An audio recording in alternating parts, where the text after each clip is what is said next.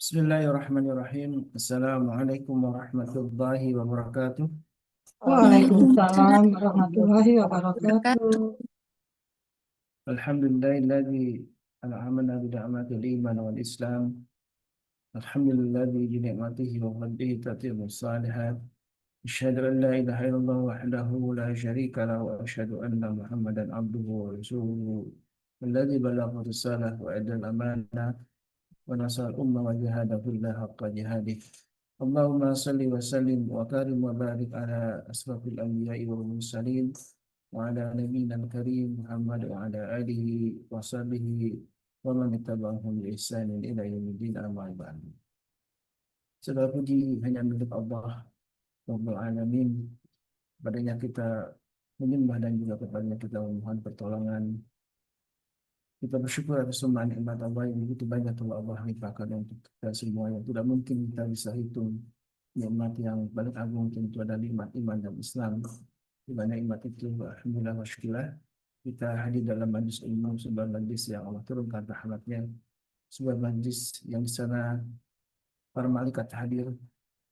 Kemudian Allah menyebut-nyebut orang-orang yang berada dalam majlis ilmu yang di sana yatluna kitab wa tadarrusuna bainahum. Dalam masa itulah kita membacakan ayat Allah dan juga mempelajarinya. Dan insya Allah hari pagi ini kita kembali yang kaji salah satu kajian penting kita yaitu Asmaul Husna. Salawat dan salam tentu senantiasa kita mohonkan kepada Allah Taala untuk senantiasa terlimpah kepada Nabi kita baginda Rasulullah SAW, juga untuk keluarga beliau dan para sahabatnya. Mudah-mudahan kita termasuk di jajaran umatnya yang kelak akan mendapatkan syafaat dari beliau karena keistiqomahan di kita dalam menjalankan sunnah-sunnahnya.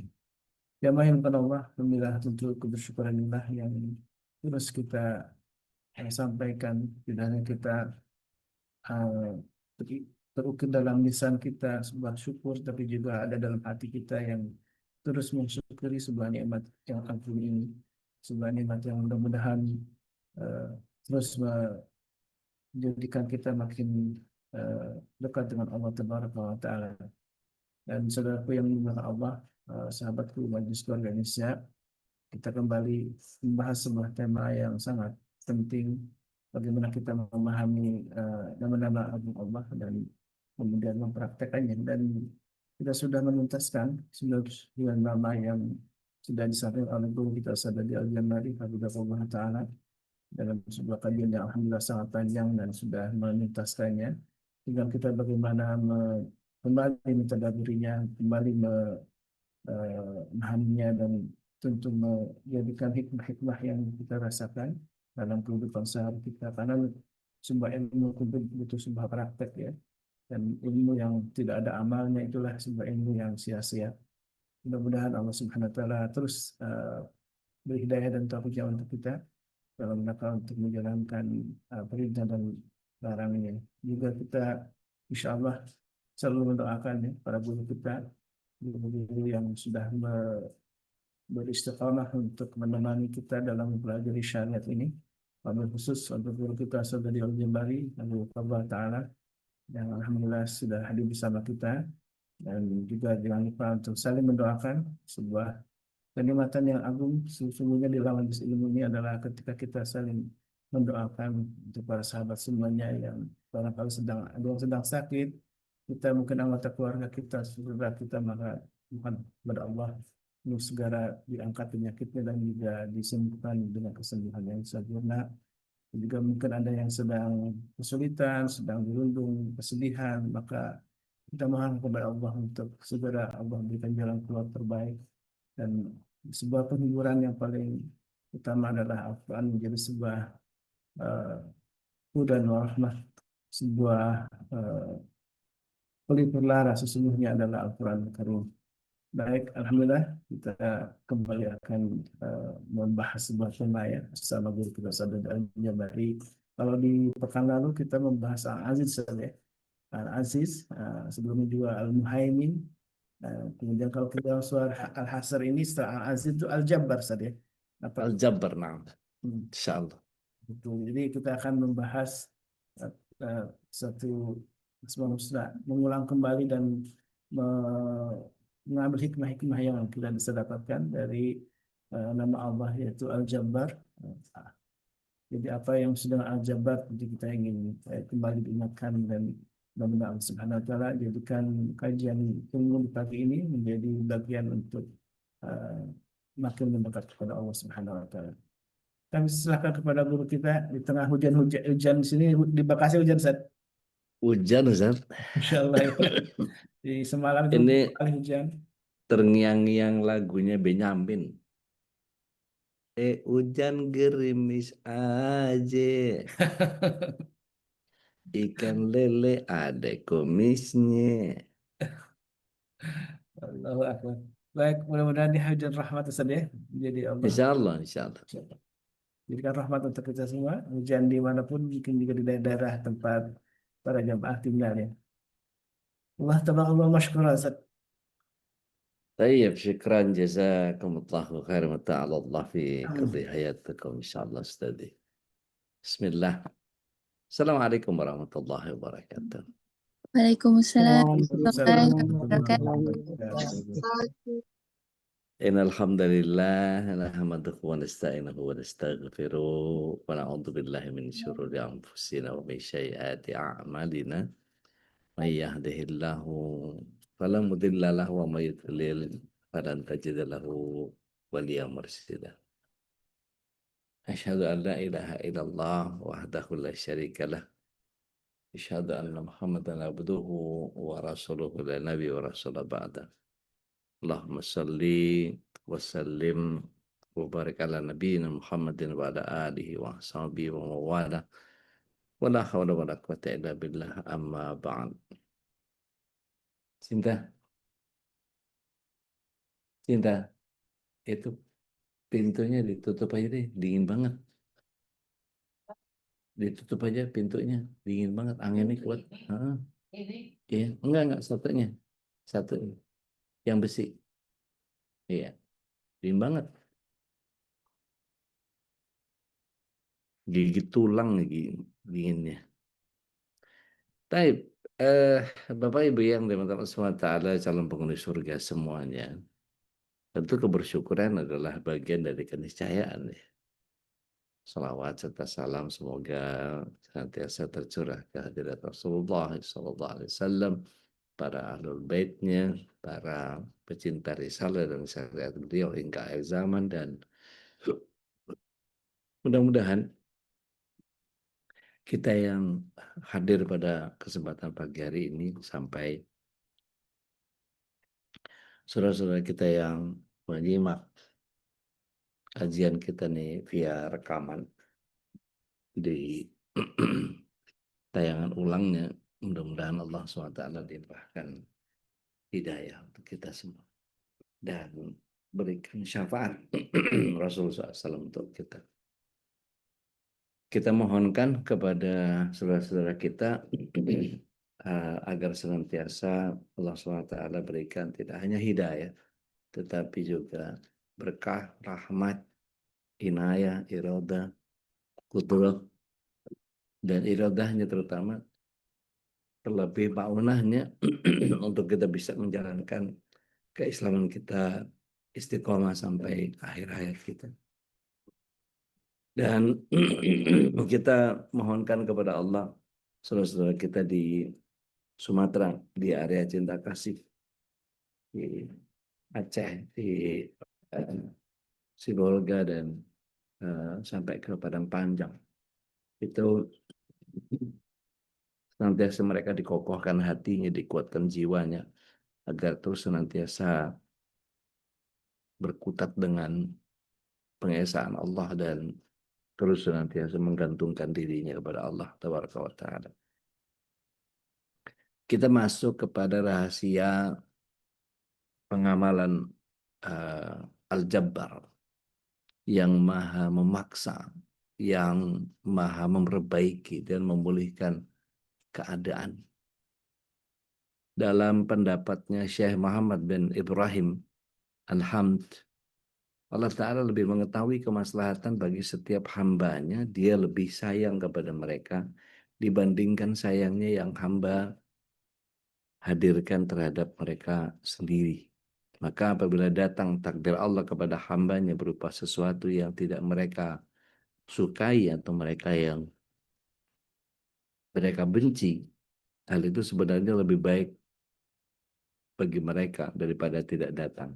Ini sebentuk perhatian, kebaikan dan kasih sayang Allah Tabaraka wa Ta'ala kepada mereka. Kata Al-Jabbar, kita tahu bahwa jim, ba, ra gitu ya. Itu unsur yang terkandung makna keagungan, ketinggian dan keistiqomahan. Jadi dalam Al-Quran kata ini hanya sekali disebutkan sebagai sifat Allah. Kita sering mendengarnya di surat Al-Hasyr, surat 59 ayat 23 seperti tadi disampaikan oleh Ustaz Khalis. A'udzubillahi minasyaitonir rajim. Wallahu alladzi la ilaha illahu al-malikul quddus salamul mu'minul muhaiminul azizul jabbar al-mutakabbir. Subhanallah ya amma yusyrikun. Allah yang tidak ada Tuhan selain Dia, ialah Raja yang Maha Suci, yang Maha Sejahtera, yang mengaruniakan keamanan, yang Maha Memelihara, yang Maha Perkasa, yang Maha Kuasa, yang memiliki segala bentuk keagungan. Maha Suci Allah dari apa yang mereka persekutukan. Adapun untuk menyifati manusia, Al-Jabbar ini disebutkan sebanyak 8 kali. Dan semua ayat ini menunjukkan keburukan pelaku. Jadi memang tidak boleh dinisbatkan kepada manusia. Kalau kita lihat di dalam surah Hud, ayat yang ke-59, dan juga Al-Ghafir, ayat 35, kita bisa temukan Allah SWT menyatakan A'udzubillahi minasyaitonir dan itulah kisah kaum 'Ad yang mengingkari tanda-tanda kekuasaan Tuhan mereka dan mendurhakai Rasulullah, dan mereka menuruti perintah semua penguasa yang sewenang-wenang lagi menentang kebenaran. Di situ disebut sebagai Jabbarin Anid. Dan di ayat lain di surah Al-Ghafir ayatnya yang ke-35, A'udzubillahi minasyaitonirrajim, yaitu orang-orang yang memperdebatkan ayat Allah tanpa alasan yang sampai kepada mereka. Amat besar kemurkaan bagi mereka di sisi Allah dan di sisi orang yang beriman. Demikianlah Allah mengunci mati hati orang yang sombong dan sewenang-wenang. Di sini disebut sebagai mutakabbirin jabbar. Jadi makna al-jabbar ini kalau disandar kepada manusia, maka sangat terkesan negatif. Maka para ulama pun berbeda pendapat tentang makna kata ini apabila disandang kepada Allah Tabaraka wa Ta'ala. Beberapa pendapat ulama terkait makna al-jabbar ini bisa kita bahas. Jadi yang pertama berarti ketinggian yang tidak bisa dijangkau. Karena disebut al-jabbar karena ketinggian sifatnya yang menjadikan siapapun tidak mampu menjangkaunya. Dan dengan ketinggian inilah Allah memaksa yang lain untuk rendah, untuk berpatuh atau bertunduk kepada Allah. Afwan, untuk mematuhi kehendaknya. Dan dari makna ini Al-Jabbar ini pun diartikan sebagai zat yang maha memaksa atau zat yang maha perkasa. Nah, Al-Jabbar dalam makna ini tercermin dari hukum kauniyahnya, yakni hukum Allah yang berlaku di alam. Setiap hukumnya berlaku tetap dan memaksa. Maka tidak ada satupun makhluk di dunia ini yang mampu menentang kehendak dan hukumnya Allah yang terwujud dalam bentuk sunatullah. Seseorang bisa lari dari satu sunatullah, akan tetapi dia pasti menuju sunatullah yang lain. Jadi apabila ada hukum yang dilanggar, pasti akan ada bencana sebagaimana yang sekarang banyak terjadi di sekitar kita. Banjir, longsor, ya, galodo, kebakaran hutan dan lain-lain. Ini akibat yang ditimbulkan apabila kita melanggar hukum Allah di alam. Nah, apabila komponen-komponen alam ini penyebab bencana itu bisa dijaga keseimbangannya, pasti bencananya tidak akan terjadi. Saya pernah melihat satu tayangan video penelitian mengapa kita butuh kepada hutan bakau. Ternyata hutan bakau itu meredam ombak, sehingga kerusakan yang ditimbulkan oleh begitu besar gelombang yang dengan tenaga yang powerful itu ternyata bisa diredam dengan dipecah oleh hutan bakau dengan belum sampai ke bibir pantai mereka sudah melembut sendiri ini. Ini bagian yang sangat luar biasa. Nah, dengan pemaksaan Allah Al-Jabbar yang menciptakan langit dan bumi lalu merintahkan keduanya datang dengan patuh dan terpaksa. Kita sama-sama lihat di dalam surah 41 ayat yang ke-11. Ada yang berkenan untuk membacanya? Monggo, silahkan. Ya Bude, Mangga teh. surat Fusilat ayat ke-11 ya. Mangga. Auzubillahiminasyaitonirrajim. Kemudian dia menuju ke langit dan langit itu masih berupa asap. Lalu dia berfirman kepadanya dan kepada bumi, datanglah kamu berdua menurut perintahku dengan patuh atau terpaksa. Keduanya menjawab, kami datang dengan patuh. Jadi Allah ketika memaksa seseorang, karena Allah mau memaksa, dan hanya Allah yang pantas memaksa apapun yang jadi makhluknya, maka ini juga yang terjadi pada orang yang beriman. Mereka sudah berusaha mengikuti sunatullah dan berjalan di atas syariatnya Allah, dan ketika diseru oleh Rabbnya, maka mereka segera menyambut ungkapan ini dengan sami'na wa ata'na. Kami dengar, kami taat. Yang kedua, Al-Jabbar ini berarti menumbuhkan, menutup, memperbaiki agar tetap dalam keadaan istiqomah. Kayu yang digunakan untuk menopang tulang, untuk memperbaiki kembali posisinya setelah patah atau retak, ya, spalak atau gips, ya, gipsum yang dipakai buat membalut kaki yang patah agar tidak berubah posisinya, itu di dalam bahasa Arab disebutnya jibar atau jabbar, ya, jibar atau jabir. Dan keduanya terbentuk dari kata akar yang sama, yakni jabbar. Dan seseorang yang jatuh miskin kemudian dibantu sehingga mampu berdiri kembali juga dilukiskan dengan akar kata yang sama.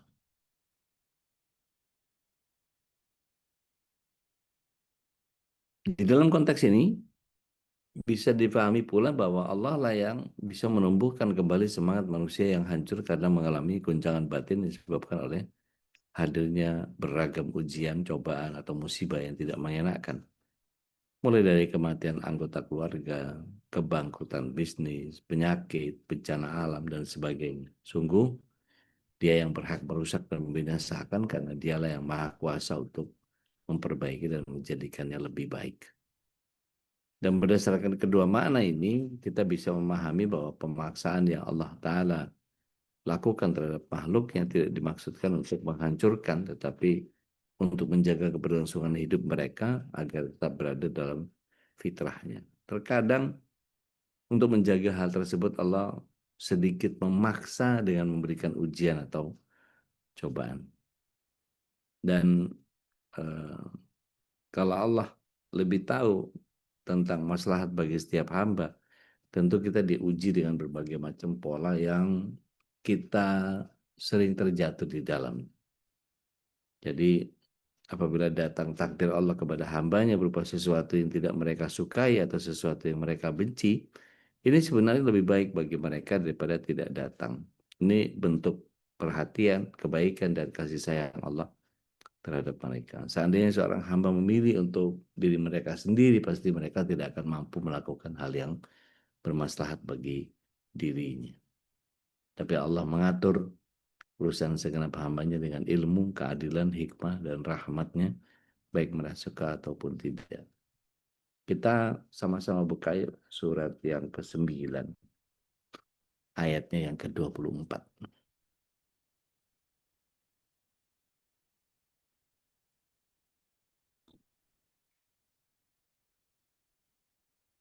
Ada yang udah ketemu? Udah, Silakan. udah. Mangga teh.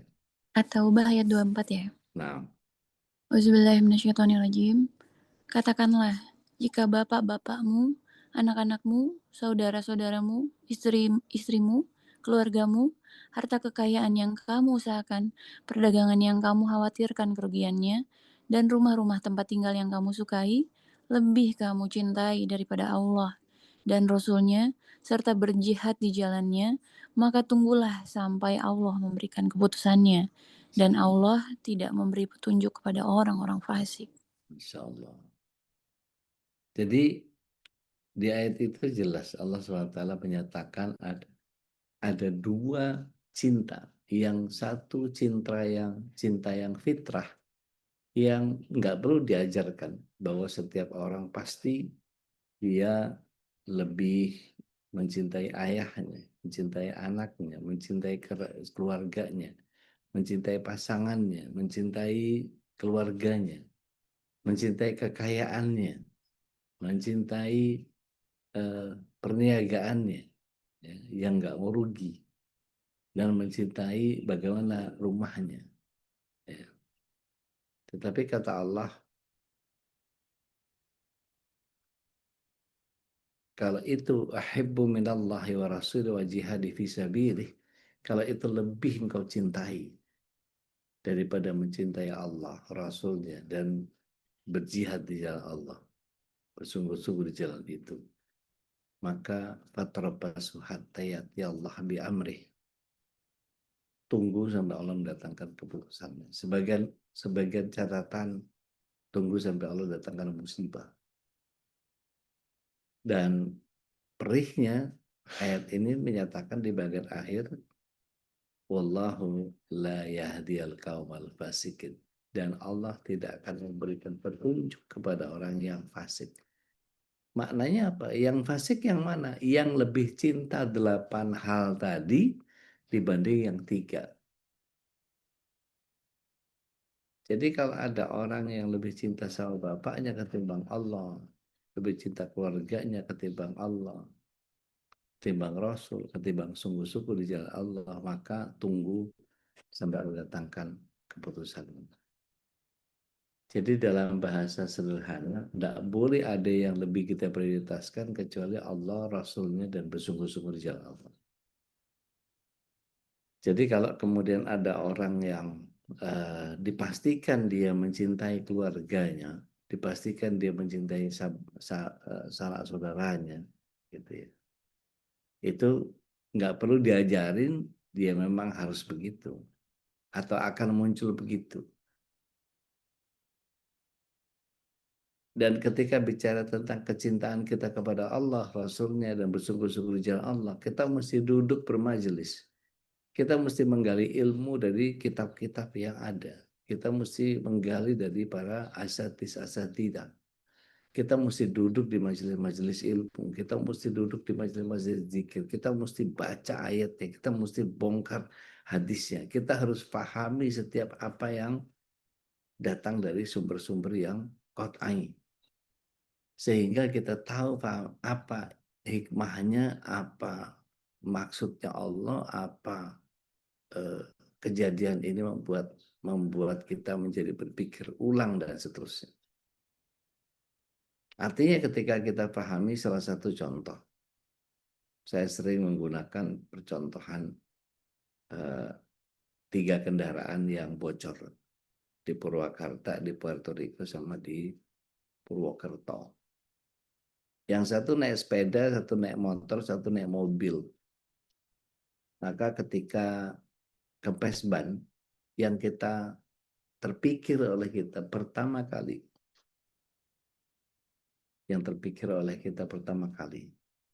kebanyakan orang akan berpikir apa? Begitu kempes ban, nyari tukang tambal ban. Ah, jarang yang kemudian berpikir tentang apa Allah maksudkan ini ya. Apa yang Allah mau dari kempesnya ban saya? Nggak kepikir. Kita lebih akrab sama tukang tambal ban ketimbang sama Allah.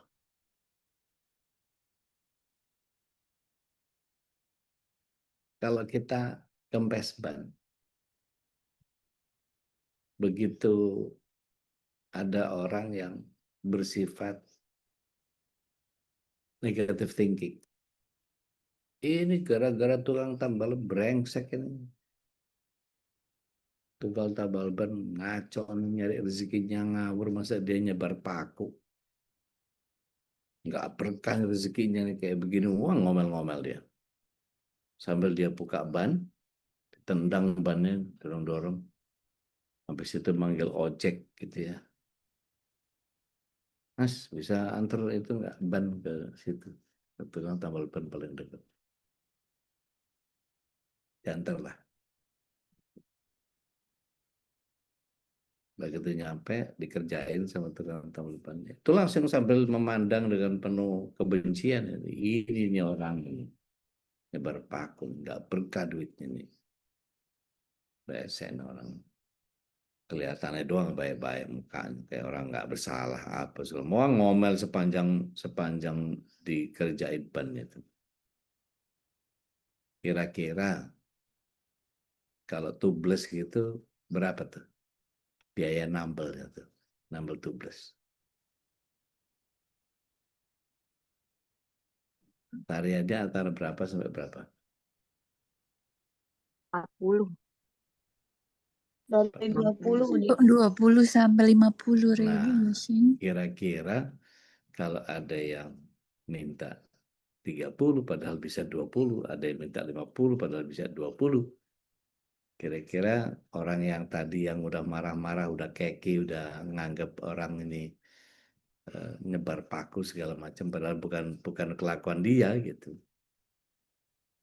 Kira-kira kalau dimintain 50 Pak gitu. Kira-kira nawar nggak? Enggak. Biasanya kan 20. Nawar kok biasa 20. Nah, kan? Nawar tuh. Nah.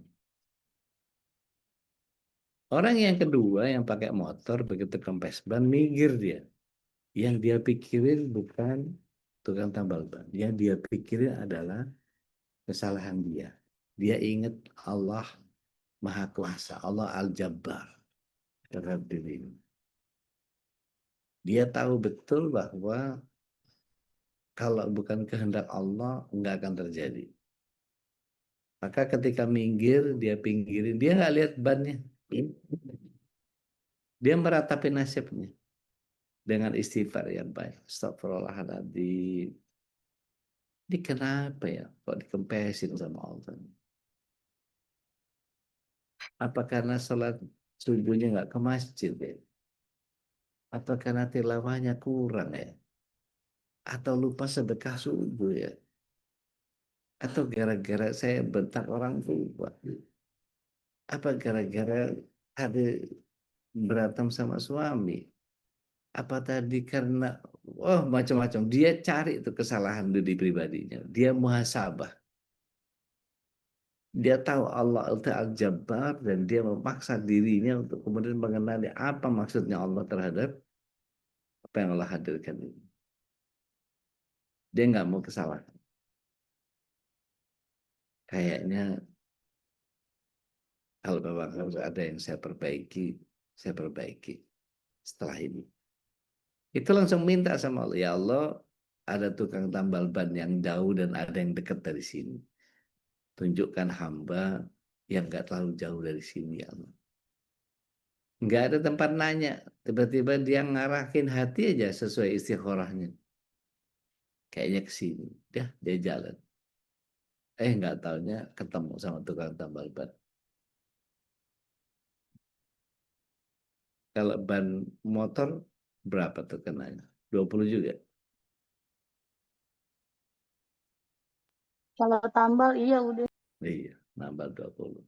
Kira-kira dimintain 20, nawar nggak? Enggak. Enggak. Enggak, udah. Bayar pas ya. Karena dia tahu betul. Ada pikiran negatif nggak sama tukang tambal ban? Enggak. Nggak ada. Nah, orang yang ketiga yang pakai sepeda, begitu kempes ban dia senyum. Allah paling bisa dah nganter saya ke tukang tambal ban. Ini kayaknya ada tukang tambal ban yang rezekinya dikabul sama Allah ini. Kayaknya saya harus ke tempat orang soleh ini nih katanya. Dia dorong sepedanya, dia nggak mikirin introspeksi dirinya karena sudah selesai. Sholatnya ke masjid, baca tilawah, dia sudah sedekah, apa ini itu segala macam. Gitu. Mungkin dia ngelihat QRIS-nya MKI langsung scan dia bantuin ongkirnya apa? Cinta Sumatera, MKI kuat. Nggak tahu nih nanti udah terkumpul berapa tuh. Padahal kalau yang di Bandung sudah terkumpul 4 kardus tuh, nggak tahu berapa kilo tuh. Di tempatnya Tedian di Bekasi juga sekitar segitu. Nggak tahu di Manita, nggak tahu di Abah Husairi di Depok masih belum ada laporan. Hari ini mau nambah dua orang lagi yang mau ngirim. Ala kulihal, orang ini begitu selesai, kira-kira karena dia tahu bahwa orang ini orang soleh, si tukang tambal ban ini, mungkin tadi malam dia minta sama Allah, ya Allah mau bayar anak sekolah, nggak tahu dari mana. Kalau bukan Engkau yang berikan rezeki, siapa lagi ya Allah? Doanya kabul. Doanya tukang tambal ban yang kabul menyebabkan orang berurusan dengan tukang tambal ban. Gitu kan ya konsekuensi logisnya. Maka kira-kira nih orang yang pakai sepeda tadi bayar lebih atau ngepas? Karena dia sadar betul bahwa dia adalah utusan Allah dalam tanda kutip. Lebih. Bayar lebih. Nah, kita yang mana tuh? Kita yang nawar, bayar pas, atau ngelebihin? Kejebak deh. Nggak bisa dijawab. Berdasarkan kebiasaan aja. Kalau kita sadar betul bahwa Allah itu Al-Jabbar, maka kadang-kadang kita dipaksa oleh Allah SWT dalam tanda kutip, kita berada dalam satu situasi yang betul-betul nggak nyaman, betul-betul nggak enak, tapi sadar betul bahwa kita dipaksa oleh Allah SWT di posisi seperti itu, ternyata untuk mengumpulkan amal kita. Jadi itu perspektif yang keren menurut saya gitu. Maka ayo kita lihat, kalau dokter umum berdoa, pasti mintanya Allahumma rzuqna halalan thayyiban wal mubarakan fi. Ya Allah berikanlah aku rezeki yang berkah, yang luas, dan ada kebaikan di dalamnya. Terus kita nanti dijebak oleh Allah SWT dalam satu kronika, satu dinamika, mungkin pertemanan, mungkin urusan muamalah, mungkin ini, mungkin itu, mungkin ada sahabat kita yang merasa dikecewakan sama kita karena kita jaga amanah. Itu bagaimana kita menghadapi itu, Allah SWT menantang atau memberikan challenging kepada kita. Nih, dikasih gini nih, ngadepinnya gimana? Nih, kalau dikasih gini, ngadepinnya gimana? Sehingga setiap kita akan muncul amal dengan apa yang Allah SWT hadirkan. Nah, kira-kira kita yang mana nih? Sebagai orang yang negative thinking terhadap situasi, atau justru kita introspektif terhadap diri kita sendiri, atau justru husnuzon terhadap Allah Tabaraka wa Ta'ala yang kemudian mengatur begitu indahnya pola rezeki yang sangat luar biasa. Kira-kira kalau hujan banjir begini yang Allah SWT kehendaki, kira-kira kemungkinan terdekatnya apa tuh? Yuk kita cari yuk, selepetan-selepetan pikiran gini. Apa kira-kira? Banyak hujan, banjir, apa segala macam. Rezekinya siapa tuh yang bakal kabul? Ojek payung, Kong jahe. tukang jahe, siapa lagi tuh? Tukang bakso. Tukang bakso. Coba. Tukang gokar. Biar nggak Ojol. Gokar. Iya, biasanya kan naik ojek misalnya. Oh siap. Gok. Gokar. Oh ya. Suster di rumah sakit bisa nggak? Bisa. Jadi Oke. banyak yang sakit. Bengkel motor banyak yang kerendam. Iya. Iya. Jadi turun mesin. betul, Masya Allah itu. Oh ternyata gitu ya caranya Allah itu ngasih rezeki itu. Nah kalau kita nyadarin begitu, lebih santai kita ngadepin hidup ini ya. Iya. Gimana Iya. guys? Gimana Iya guys? betul. Bahagia ketika ini. Iya, jadi kalau kita husnuzon sama Allah, ini mah Allah suruh saya ngamal ini mah. Tawa-tawa aja. Senyum-senyum aja. Jadi ketika kita paham betul bahwa ini mah kerjaan Allah ini mah. Ini rekayasa Allah ini mah. Santai gitu. Udah tahu bahwa ini sih ada desainnya Allah nih. Udah, saya harus bersikap terbaik nih. Ini saatnya cari muka. Gitu. Jadi bahkan sampai tukang gali kubur sekalipun kira-kira doanya sama nggak? Sama dokter spesialis bedah jantung. Sama. Sama itu. Kang Yana Julio pernah ngobrol sama saya di ruang tamu kantor saya. Ustaz, kalau boleh nggak kita minta sama Allah, kita berurusan sama mereka tidak dalam keadaan yang kita di kondisi yang negatif. Jadi maksudnya nggak usah kempes ban, tapi kita ke tukang tambal ban. Mungkin nggak begitu?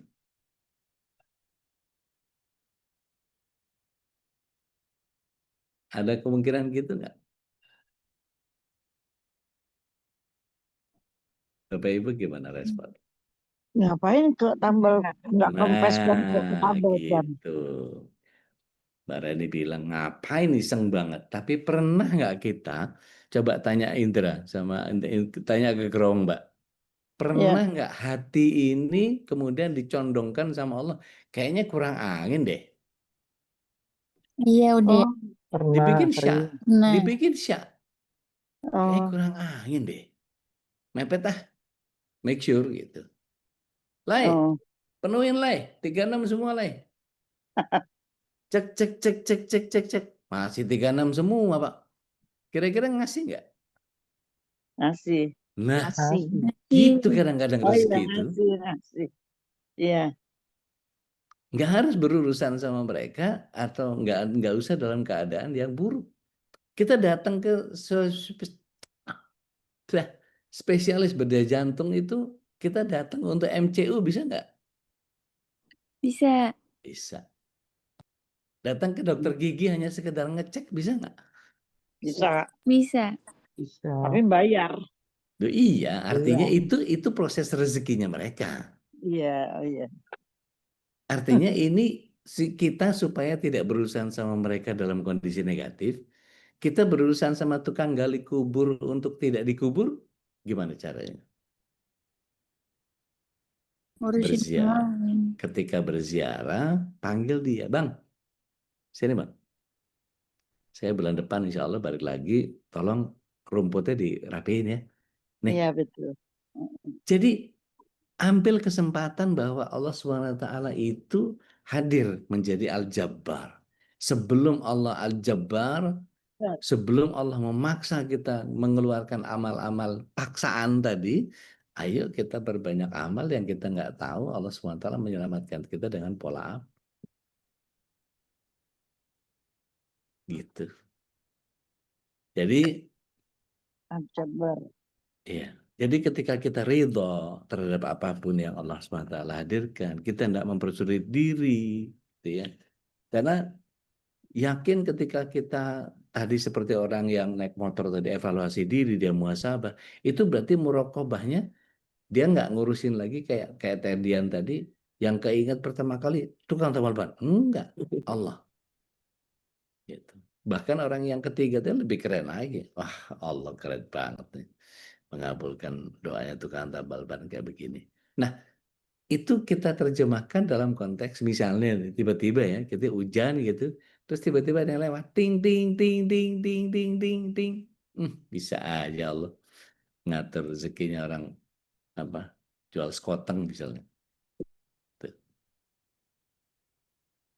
Nah, kalau kita kemudian tidak memberikan kesempatan untuk beramal, gitu. Ketika kita meyakini bahwa Allah lah satu-satunya penolong, ini bagian yang kalau kemudian kita diminta oleh Allah SWT untuk melakukan sesuatu, kalau nggak dipaksa gitu nggak keluar amalnya gitu. Jadi kadang-kadang kita harus memaksakan diri untuk bisa mengerjakan ibadah itu. Pernah dengar nggak kisahnya seorang Ansor? Dua anak Ansor ini sudah terluka, punggungnya sobek, kakinya patah dan seterusnya. Tapi ada panggilan jihad. Ya ayuhal jihad. Mereka saling dorong. Udah dalam keadaan kayak begitu. Kak, ada panggilan jihad tuh. Ya gimana kamu? Kamu kondisinya kayak begitu, saya kondisinya kayak begini. Kata si adiknya, kata si pemuda Ansor ini bilang, nggak apa-apa. Gini, kita ke sana, sekali kamu seret saya, sekali saya seret kamu. Insya Allah. Dalam keadaan terluka parah, keadaannya sudah parah, sudah centang perenang kayak begitu, masih saja memaksakan diri untuk berjihad di jalan Allah. Karena apa? Satu alasan, mereka nggak tahu amal yang mana yang bakal bikin kita masuk surga. Ini Sya'ban nih, meskipun Mas Nandar sama Mas Ivan masih belum selesai beresin backgroundnya pengajian. Sekarang masuk Sya'ban. Kita masih ada di Rajab kalau gambar-gambar gitu ya. Bahkan tadi kajiannya juga Zoom-nya juga kuncinya masih Rajab gitu ya. Sya'ban ini adalah bulan yang banyak ditinggalkan sama orang. Udah Rajab kemarin, entar lagi Ramadan, udah Sya'bannya terbengkalai. Padahal Sya'ban ini ibarat apa namanya tanaman gitu. Kita kalau menanamnya di Rajab, menyiramnya di Sya'ban. Jadi berusaha untuk istiqomah. Amalan apa yang dibikin sama Rasulullah SAW? Banyak saum. Bahkan Ibunda Aisyah radhiyallahu anha itu banyak mengganti saum wajibnya itu di bulan Sya'ban. Rasulullah SAW juga banyak melakukan di bulan Sya'ban. Bahkan ada hadis yang menyatakan Rasulullah SAW itu hampir seluruh Sya'ban beliau saum. Tapi tidak seperti Ramadan. Ramadan seluruh bulan. Ya. Dikatakan kulliha, ya, sebagian besar daripadanya di Sya'ban itu. Nanti kita kawan-kawan bahas tentang itu. Tapi insya Allah menghadirkan ini, Allah memaksa Sya'ban itu hadir di hidup kita. Kira-kira apa yang sudah kita persiapkan untuk itu? Berapa lembar jilbab dan gamis serta pakaian atau sajadah yang nggak dipakai di rumah yang kita mau bakal kirim ke programnya MKI Kuat Cinta Sumatera. Maka setiap kita mungkin dibikin sayang sama duitnya, dibikin sayang sama bajunya, masih bagus, masih bisa dipakai. Iya kita, mereka nggak kepengen kita nanti kemudian dihadapkan pada kondisi di mana kita menyesal bahwa kita pernah melihat bahwa di akhir kaleidoskop kita nanti Allah SWT tampakkan Oh ternyata yang ikutin program MKI Kuat itu Allah SWT tampakkan surganya. Habis itu nyesel, wah tahu gitu saya beliin yang baru. Tahu gitu saya beliin lebih, saya kasih lebih banyak. Tahu gitu ongkirnya saya bantuin lebih dan seterusnya. Tapi ya terserah sih. Saya bukannya ngedorong Bapak Ibu untuk apa ikutan di sini enggak ya. Monggo ini willingness saja ya. Jadi kemauan silahkan aja. Sebelum saya tutup, ada sebuah kisah. Ini jadi mutiara kisah hari ini. Seorang pengusaha kaya yang hidupnya tanpa bahagia. Uang bukan masalah baginya. Usahanya maju, jarang rugi. Hampir semua bisnisnya mendatangkan keuntungan berlipat. Uangnya bisa seakan-akan mengejar dirinya. Dan dia punya istri yang cantik dan anak-anak yang sehat dan lucu. Tapi di balik kesuksesan itu ada banyak perilaku buruk yang dia lakukan. Jadi pengusaha ini gemar melakukan maksiat. Karena berkantong tebal, dia dengan mudah bisa gonta-ganti pasangan alias main perempuan, melakukan kecurangan dalam bisnis, mengkonsumsi makanan minuman haram, dan aneka kemaksiatan yang lain. Sampai satu ketika dia mengalami sebuah peristiwa yang mengubah hidupnya. Anaknya yang berusia 3 tahun meninggal karena kecelakaan yang disebabkan oleh keterlaluan dirinya. Peristiwa ini membawa perubahan bagi dirinya dan dia bertobat dan bertekad untuk meninggalkan kebiasaan buruk yang biasa dilakukan. Maka dia mulai belajar melakukan sholat, ke masjid, puasa Ramadan, dan sebagainya. Di tengah upaya perbaikan inilah kemudian krisis moneter menghantam dia di tahun 98 yang membawa perubahan drastis dalam bisnisnya. Perlahan bangkrut. Satu persatu perusahaan miliknya gulung tikar berpindah tangan. Hutangnya yang bengkak. Sehingga tabungan deposito banknya serta properti dan kendaraannya habis untuk nutupin hutang. Kalau sebelumnya kata gagal atau rugi itu seakan menjauh dari dia, sekarang kedua kata itu Allah jabarkan seakan lekat dengan dia. Kalau sebelumnya bergelimang rupiah, ya begitu mudah dia dapatkan, sekarang uang receh pun seakan enggan mendekat kepadanya. Berulang kali dia mencoba bangkit, merintis kembali bisnis, tapi berulang kali juga dia gagal. Tumpukan emosi negatif seakan tumpah ruah di otaknya. Dalam kesulitan hidup yang menghimpit itu, dia mempertanyakan keadilan Tuhan. Saat tenggelam dalam kemaksiatan, begitu mudahnya rezeki didapat. Tapi setelah meninggalkan maksiat, rezeki pun ikut meninggalkan dirinya. Apa yang salah? Kemana doa-doa yang selama ini dipanjatkan? Apakah Tuhan tidak mendengar atau tidak sudi mengabulkan doanya? Bukankah Tuhan itu maha pengasih dan penyayang, serta mengabulkan doa-doa dari setiap hambanya? Begitu keluhnya. Memang di tengah kesulitan dan kuantitas ibadah yang semakin berlipat itu, tapi keadaannya belum cukup untuk mengembalikan kepada kehidupan yang normal. Berkali-kali dia mendatangi ustadz dan kiai untuk meminta doa dan nasihat. Ketika diberi doa dan amalan tertentu, dia akan melaksanakan dengan sungguh-sungguh, tapi lagi-lagi semuanya berakhir dengan kekecewaan. Dia pun mulai meragukan para kiai dan para ustadz tersebut, yang katanya hanya pandai teori. Mana buktinya? Ngomong aja. Nah, diambang keputusasaan ini pertolongan Allah datang melalui salah seorang kenalannya. Dia seorang dosen agama di perguruan tinggi ternama.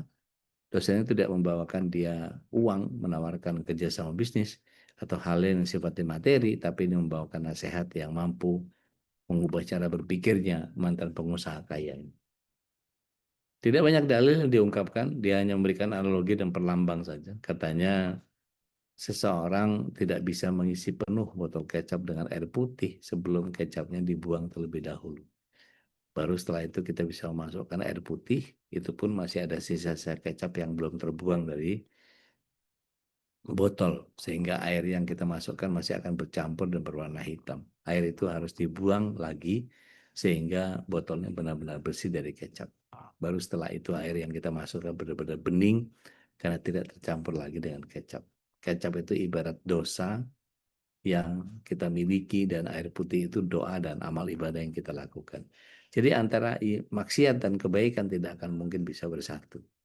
Maka seseorang ingin mensucikan dirinya, semua kotoran yang ada dalam diri dan harta harus dibuang dan dibersihkan. Ada banyak skenario Allah untuk membersihkan harta seseorang yang menjadikan harta kotor yang dimiliki benar-benar terkuras. Mungkin dibangkrutkan usahanya, kena tipu dan sebagainya. Andai pun semuanya sudah terkuras, boleh jadi masih ada kotoran yang masih tersisa dalam diri dan harta. Allah tidak akan membersihkan dengan penyakit, musibah atau lainnya, sembari dia menahan rezeki orang itu.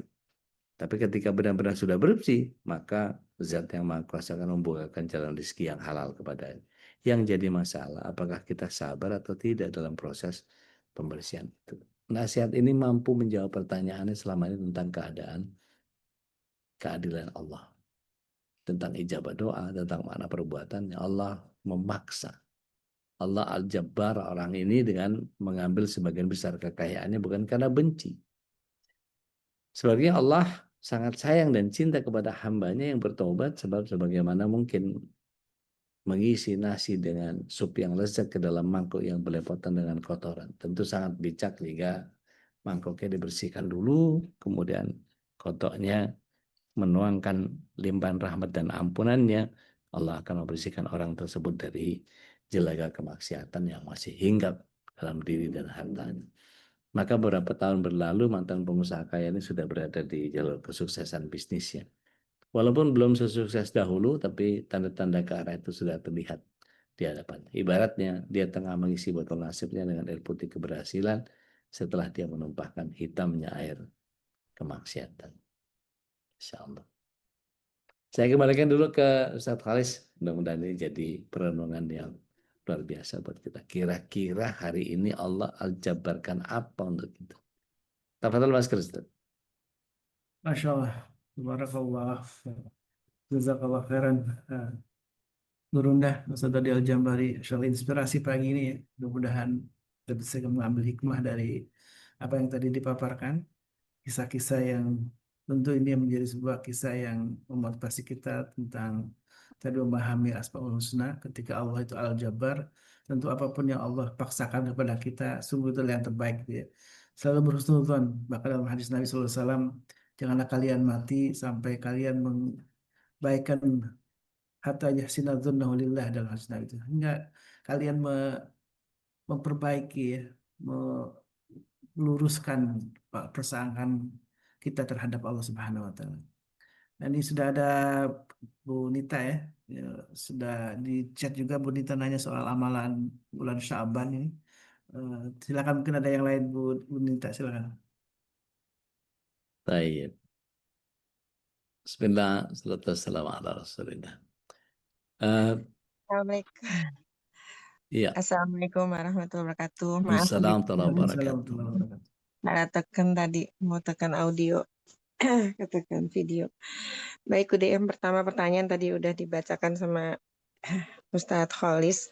Ya. Jadi mumpung ini kan di awal udah buat Ya. saya yang masih fakir ilmu ini ingin belajar apa aja sih sehingga saya tidak salah menjalankan dalam arti kata banyak yang bilang harus ini harus itu, tapi kan kalau kata Ude kita ikutin yang sunnah Rasul aja, yang hadis aja, Oh, aja belum tentu bisa kita jalanin, nggak usah bikin-bikin oh, yang lain gitu. keren, Terus keren. nah, yang kedua, bagaimana menurut hadis? Saya mendengar pada saat kita berzikir setelah sholat itu hendaknya kita tidak merubah posisi duduk kita dalam tasyahud hingga kita selesai membaca la ilaha illallah wahdahu la syarikalah nah gitu. Nah, apakah memang itu sesuai dengan hadis atau tidak gitu, Dek? Baik. Terus eh nah tadi kan udah bilang yang mengenai cerita saudagar kaya tadi. Nah, bagaimana dengan orang-orang yang dia tidak menjalankan syariat agama dengan baik? Misalkan kalau kayak wanitanya tidak berhijab, terus laki-lakinya mungkin ya bertato atau apa segala macam. Tapi kehidupan mereka luar biasa, udah rezeki mereka berlimpah, pekerjaan mereka lancar, bahkan mereka juga tidak mengharamkan apa yang kita haramkan ya dalam itu seperti misalkan bergaul, terus minum alkohol dan segala macam. Karena kan memang udah pasti paham lah dunia entertainment tidak jauh dari seperti itu. Tapi mereka nggak kekurangan uang, udah mereka nggak berpikir bagaimana untuk besok, bagaimana menyekolahkan anak, bagaimana kita menjalankan roda kehidupan rumah tangga kita hari ke depannya. Ya, rezekinya berlimpah dan saya melihat itu dengan mata kepala saya sendiri. Sampai saya suka berpikirnya gini, ya Allah, bukan hamba mengeluh, bukan. Tapi alangkah berbedanya dari apa yang selama ini ada di pikiran hamba bahwa kita akan berlimpah rezeki kalau kita dekat dan menjalankan apa yang Allah syariatkan gitu. Nah itu deh, walaupun udah pernah menjelaskan dulu, iya dia dikasih dunianya Mbak gitu, tapi nanti akhiratnya. Tapi kan bagaimanapun juga kita berpikirnya gini, kok nyaman sekali ya gitu. Gitu. Begitu deh, maaf Baik. kebanyakan mungkin. Wassalamualaikum. Oh Laras, iya satu laras. lagi, tadi Ya, udah menyinggung nama saya untuk mengenai pengumpulan. ya. Iya, alhamdulillah responnya baik. eh, Cukup banyak juga ini yang sudah ada di saya, ada juga di majelis taklim saya dekat sini juga saya himbau untuk ikut berpartisipasi dan insya Allah mungkin Sabtu saya hari terakhir, terus insya Allah Minggu nanti akan dikirim ke Rumah Betawi. Baik, kemarin Bude Darmi sudah menginformasikan ke saya. Baik, Baik. saya dulu. Wassalamualaikum warahmatullahi Waalaikumsalam warahmatullahi wabarakatuh. wabarakatuh. Bismillah. Assalamualaikum ala Rasulillah. Jadi amal Sya'ban itu kita mulai dari apa yang Ibunda Aisyah Ummul Mukminin sampaikan radhiyallahu anha. Dalam Bukhari Muslim, Rasulullah SAW itu berpuasa sampai kami mengira beliau tidak berbuka dan beliau berbuka sampai kami mengira beliau tidak berpuasa. Artinya aku tidak pernah melihat Rasulullah SAW berpuasa sebulan penuh selain Ramadan. Dan aku tidak pernah melihat beliau memperbanyak puasa lebih banyak daripada bulan Sya'ban. Jadi memang sebagian besarnya Sya'ban itu dipakai untuk saum, saum sunnah. Nah kemudian ini latihan rohani ya sebelum latihan rohani sebelum Ramadan. Menutup kekurangan puasa sunnah setahun itu, ya, menghidupkan ibadah di bulan yang sering dilalaikan. Ada beberapa sahabat yang melakukan itu, Ibunda Aisyah, Ibnu Umar, dan beberapa nama yang lain. Di kalangan salaf, mereka mendawamkan itu. Begitu juga dengan puasa di pertengahan bulan, Ayamul Bidnya, yaitu tanggal 13, 14, 15 Sya'bannya nanti. Ada yang punya kalender Hijriah, per tanggal berapa kalau boleh tahu Sya'bannya yang 13, 14, 15? Wah, langsung nyerbu. Februari ya? Februari tanggal 1. 2, 3, 4 1, ini. Iya, 1 Gitu ya. Februari. 1, 1, 2, 2, 3 3. ya. Baik, syukuran. Jazakumullah khair. Jadi kalau puasa 3 hari berturut-turut di setiap bulan, itu seperti puasa sepanjang tahun, kata Rasulullah SAW. Dan tentu tidak hanya saum ya. Artinya kalau misalnya ada yang berkenan mau puasa Sa'ban sekalian puasa Ayamul Bid, boleh. Numpuk amalan sunnah boleh? Boleh. Imam Nawawi membolehkan. Selama sama-sama sunnah. Tapi kalau bayar yang wajib ya nggak boleh. Gitu. Yang sunnah sama sunnah boleh. Baik saum, sholat, gitu. Nggak apa-apa. Nah, kemudian amal soleh yang lain apa? Kata Rasulullah SAW, bulan Sya'ban itu bulan yang banyak dilalaikan antara Rajab dan Ramadan. Dia adalah bulan diangkatnya amal kepada Rabb semesta alam dan aku ingin amalanku diangkat dalam keadaan aku puasa. Apa amal solehnya? Banyakin zikir, banyakin istighfar, tilawah, sodakoh, bagusin niat, bertobat. Terus nih Sya'ban bikin apa Ustaz? Nah ini jangan ngadi-ngadi ya. Baca ini, baca itu, apa segala macam. Kalau nggak ada hadisnya nggak usah. Gitu ya. Jadi di nisfu Sya'ban itu apa yang mesti dilakukan Ustaz? Ada hadis yang kualitasnya diperselisihkan bahwa Allah mengampuni hambanya pada malam nisfu Sya'ban. Kecuali orang yang musyrik dan orang yang menyimpan dendam.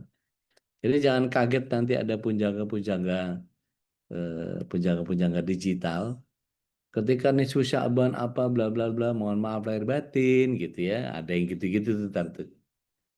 Ya, ketawain aja, senyumin aja, sama-sama maaf lahir batin gitu aja udah gampang daripada diajak berantem nanti rusuh gitu ya. Tapi sikap Ahlus Sunnah wal Jamaah menghidupkan malam dengan ibadah secara umum. Ya doanya, ya zikirnya, ya istighfarnya. Tidak ada ritual khusus.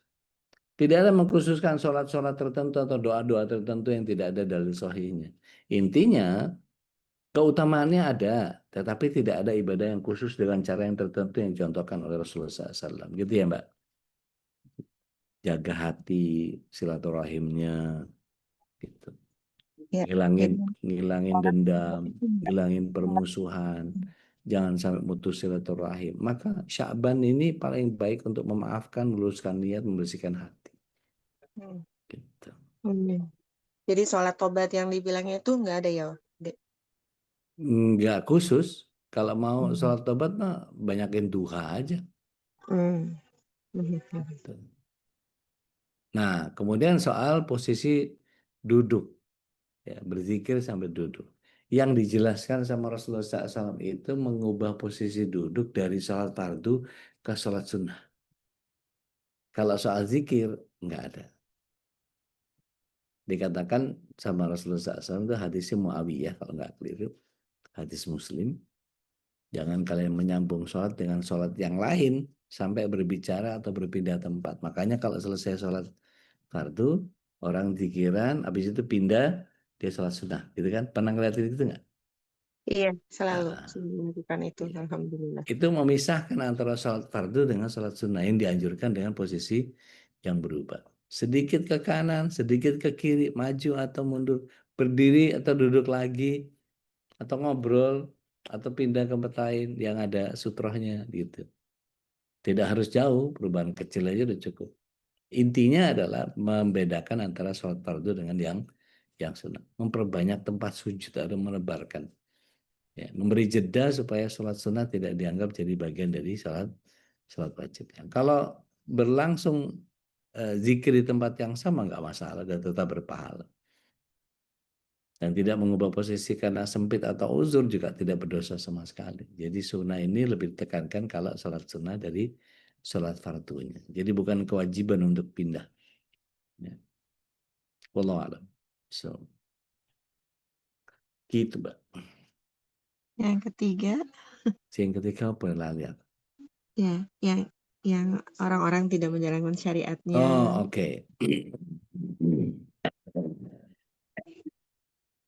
Coba lihat surat yang ke-11, ayat yang ke-15 dan 16.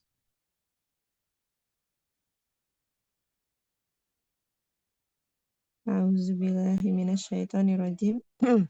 Bismillahirrahmanirrahim. 13. 15, 16. Barang siapa menghendaki kehidupan dunia dan perhiasannya, pasti kami berikan balasan penuh atas pekerjaan mereka di dunia dengan sempurna. Dan mereka di dunia tidak akan dirugikan. Itulah orang-orang yang tidak memperoleh sesuatu di akhirat kecuali neraka. Dan sia-sialah di sana apa yang telah mereka usahakan di dunia dan terhapuslah apa yang telah mereka kerjakan. Shadaqallahul azim. Sekali. Ngeri sekali. Ini istilahnya diujo, Mbak. Diulur. Difur kalau bahasa Belandanya. Nyoh, PNKP gitu. Tapi habis itu udah selesai. Kan udah di dunia. Habis itu bagiannya. Waliyadzubillah. Tuh, Teh Nadia di grup chat ngasih alarm 44 tuh. Maka kalau mereka melupakan peringatan yang telah diberikan kepada mereka, kami pun membukakan semua pintu kesenangan untuk mereka sehingga apabila mereka bergembira dengan apa yang diberikan kepada mereka, kami siksa mereka dengan sekonyong-konyong, maka ketika itu mereka terdiam berputus asa. Lebih ngeri itu yang Teh Nadia punya dalil. Wallahu a'lam. So, Dalam Islam istidraj ya disebutnya ya. istidraj. Nah, Bu Dian, silakan. Ya, mangga Teh. terima kasih Ustadz Walis.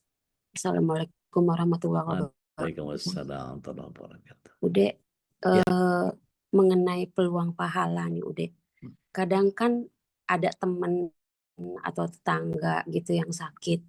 kalau memang aku juga sering sakit kan, malu juga kalau ditengokin dia lagi gitu. Cuma aku tuh mikir gini, ya mereka kan juga mau dapat Ya. pahala gitu. Sementara ada orang yang nggak mau ditengok gitu, nggak tahu alasannya macem-macem gitu ya. Mungkin karena privacy atau apalah gitu. Itu gimana ya udah? Apa karena kita kok udah niat, terus kita nggak jadi gitu?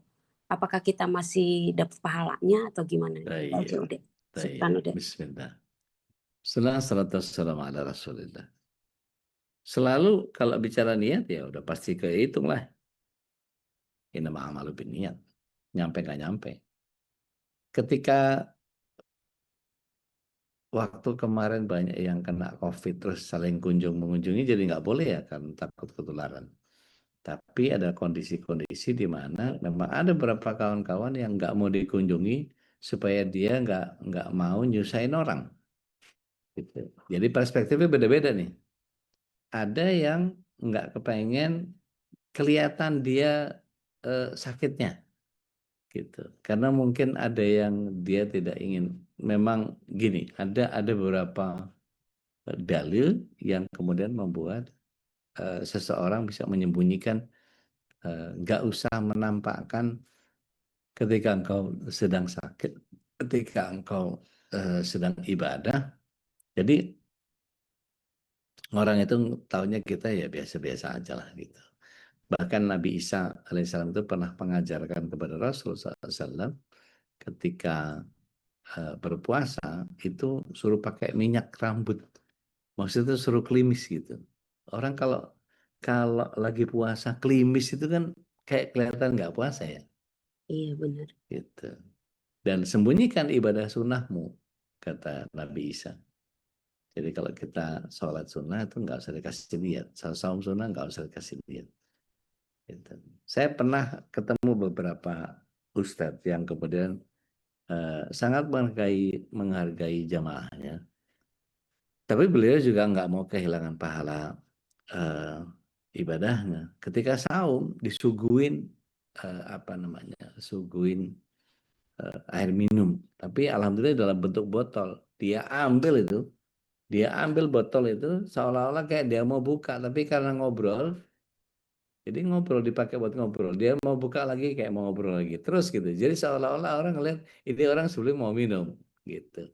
Tapi sebetulnya enggak, memang itu gayanya beliau supaya ngasih lihat orang bahwa dia nggak tahu. Jadi itu keren gitu. Dan ketika dengan sangat terpaksa dia mengatakan, iya lagi bayar utang nih gitu, nggak apa-apa juga gitu. Jadi nggak bisa kita lihat gimana sih nih orang kok nggak mau dijenguk gitu ya.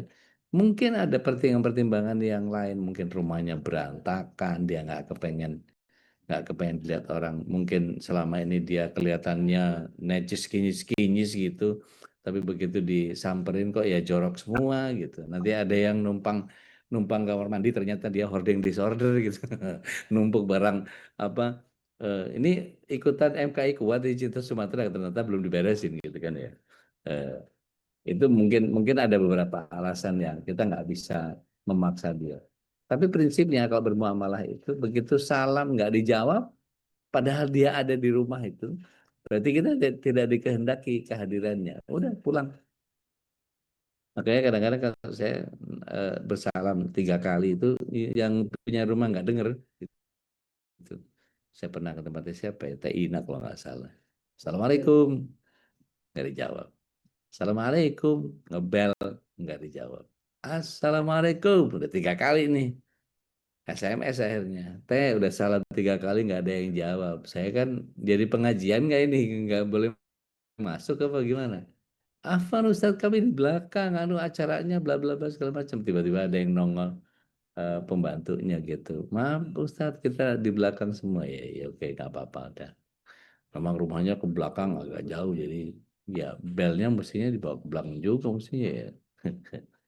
Jadi gitu kadang-kadang ya kita udah tahu diri gitu bahwa ada bagian yang kita ketika ketemu sama orang yang kita tidak kehendaki keberadaannya ya udah mau diapain gitu. Kadang-kadang gini ya, ini curcol aja itu. Giliran susah aja, Ustadz, anu gini-gini gitu-gitu apa segala macam gimana dong Ustadz? Kita jawab, Bret, udah selesai.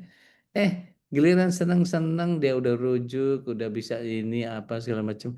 Nggak ada tuh ngabarin ke kita, Ustadz, alhamdulillah kita udah balikan apa segala macam gitu kan enak ya. Kita dikasih tahu ya, kalau dia liburan diajak liburan gitu. Mupeng. Wallahu a'lam. So, gitu teh. Iya, Bercanda. Iya, jadi ini ya Ustadz ya, depend on the situation. Iya. Kita nggak bisa judging begitu kan. Kondisinya apa nih beliau? Bisa jadi beliau nggak nyaman dengan, nggak tahu kita nggak bisa itu. Ya itu hak prerogatifnya dia yang punya rumah kan gitu. Ya, syukron. Tapi biasanya kalau orang-orang yang sudah ngerti gitu, malah menyediakan diri. Aku bisa dijenguk jam sekian, tanggal sekian di jam segini. Kalau mau ini kesini aja gitu. Iya. Gitu. Iya udah. Baik, insyaallah. Tabarakallah. Syukran jazakallah khairan. Jadi Jabar sudah hampir jam 7, Masya Allah. Iya, Rasa nggak kita berasa. ngobrol memang penuh hikmah ini, ngobrol hikmah, apalagi cerita ini memang nggak pernah habis. Selalu menarik dan menjadi inspirasi untuk kita semua. Mudah-mudahan Allah Karena Subhanahu kadang-kadang Allah dengan Al-Jabarnya begitu, memaksa kita dari satu kondisi yang maunya Allah itu gini ya. Nah, tinggal kita memecahkan teka-tekinya Allah itu, jadi harus husnuzon terus sama Allah. Masya Allah. Jadi makanya kalau ada begitu tuh saya senyum-senyum aja. Saya tutup dengan ini deh. Surat yang ke-46. Ayatnya yang ke-13. Ahqaf 13. Ya, Bude. Mangga teh. Auzubillahiminasyaitonirrajim. Mereka itulah orang-orang yang kami terima amal baiknya. Bukan. Al-Ahqaf 16 ini. 13. Oh, 13. Afwan udah. Labas. Auzubillahiminasyaitonirrajim. Sesungguhnya orang-orang yang berkata, Tuhan kami adalah Allah. Kemudian mereka tetap istiqomah. Tidak ada rasa khawatir pada mereka dan mereka tidak pula bersedih hati. Gitu. Jadi makin yakin bahwa Allah yang ngatur, udah ini Allah yang ngatur. Emang Allah ngaturnya gini, udah santai aja. Dibawa cengah-cengahnya saja. Gitu ya guys. Allah, takdir Allah itu keren, selalu keren, super keren. Gitu pokoknya. Allah gitu loh. Baik. Dan berhusnuzon kepada Allah sehingga kita tadi diingatkan oleh Allah, udah ketika berbaik sangka kepada Allah maka Allah pun akan berkebaikan semuanya untuk kita semua, insya Allah. Masya Allah, tabarakallah, pagi yang penuh inspirasi ini, mudah-mudahan dengan memahami Al-Jabar ini bahwa Allah memaksakan kepada kita sebuah takdir yang mungkin terlihat tidak kita sukai, padahal itu ada kebaikan dan kita tidak tahu apa hikmah di balik semua yang terlihat ini, karena Allah Subhanahu Wa Taala justru tetap menginginkan hamba-hambanya semuanya yang menjadi orang yang itu tadi istiqamah ya.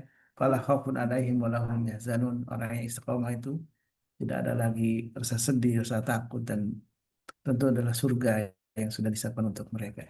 Mudah-mudahan kita lah yang termasuk orang yang istiqamah. Sama-sama kita isi di bulan Sya'ban ini, menghitung hari nih, countdown kepada Ramadan ya. Allah membalik ke Ramadan, dan mudah-mudahan kita juga diberkahi oleh Allah di bulan Sya'ban ini dengan terus meningkatkan amal-amal kebaikan kita. Dari mulai tadi sedekah di pagi hari sudah langsung di booster nih oleh sahabat-sahabat kita yang bersedekah. Mudah-mudahan sedekah ini menjadi kebaikan untuk kita dan keluarga kita, dan juga banyak amal-amal kebaikan lain. Tadi sawam menjadi salah satu amalan unggulan di bulan Sya'ban, beristighfar, bersolawat, dan banyak hal yang juga bisa kita lakukan. Fastabiqul khairat.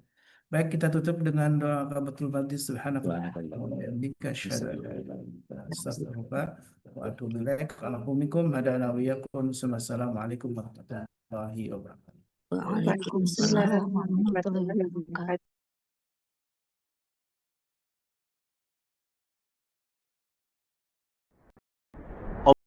اللهم ارحمنا بالقرآن واجعله لنا